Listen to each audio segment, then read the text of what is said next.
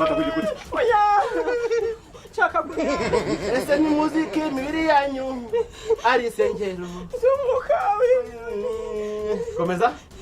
Musa utayizi ndagukubitira mu icumi.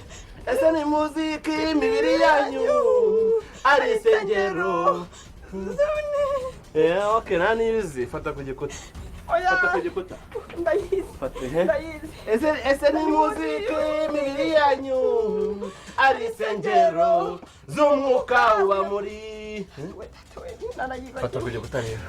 Fata ku gikuta. Fata ku gikuta. Urabona gusenga ryari? Urabona gusenga ryari? Kuri Noheli.